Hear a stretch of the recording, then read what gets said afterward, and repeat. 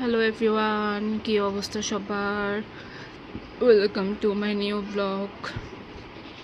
আমার বন্ধ চলতেছে, সো ঘুম থেকে উঠে রান্নাবান্না করবো। এখন উঠে দেখি হেল্পিং হ্যান্ড আসে নাই, সো আমি গোসল করার পরেই জানতে পারলাম।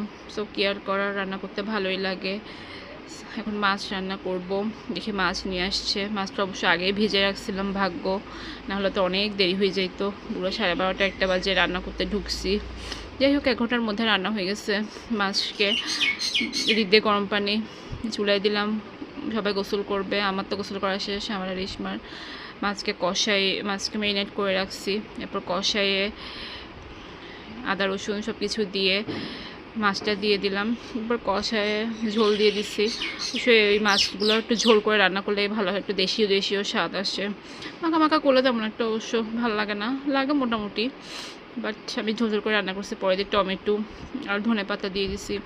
খুবই মজা হয়েছে রান্নাটা। এখন শিম বেগুন রান্না করব। শিম বেগুন আলু একসাথে কেটে নিয়েছি। অবশ্যই এই রান্নাটা আমার শুটকি দিয়েই খুব ভালো লাগে, বাট কেয়ার করা, শুটকি তো আনা হয় নাই, আসলে আনবো করে আনাই হয় নাই। কিন্তু খালি রান্না করতেছি। খালি রান্না করলেও আমার হাতে খুব মজা হয় এই রান্নাটা। সো মশলা কষাইয়ে আদা রসুন দিয়ে বেশি করে কাঁচামরিচ দিয়েছি, অন্য মশলাগুলো অনেক কম দিয়েছি এই রান্নাটাতে। শুটকি দিলে অবশ্যই একটু বেশি মশলা দিতে হইতো। এরপর কষাই শিম বেগুন এটা আলুটা দিয়ে দিছি একসাথে দিয়ে দিয়েছি। এখন কষাই একসাথে, এরপরে ঝোল দিচ্ছি অনেক পরে। কষানোর মধ্যে প্রায় সিদ্ধ করে ফেলছি। যদি কষানোটা একটু সিদ্ধ করে ফেলি কষানোর মধ্যে, তাহলে এটা রান্নাটা অনেক মজা হয়। সো ঝোল ঝোল করে একটু রান্না করছি। এরপর এখন পেঁয়াজ দিয়ে বাগার দিচ্ছি, খুবই মজা হয়েছে। এরপর ঘুম থেকে উঠে সন্ধ্যায় নাস্তা করতেছি। এই 3টা বন মিঠাই থেকে আনছি, এত যে মজা ক্রিম বনটা। সো চা দিয়ে আমি ইসমার সারিম খাচ্ছি, খুবই মজা ছিল এই বনটা।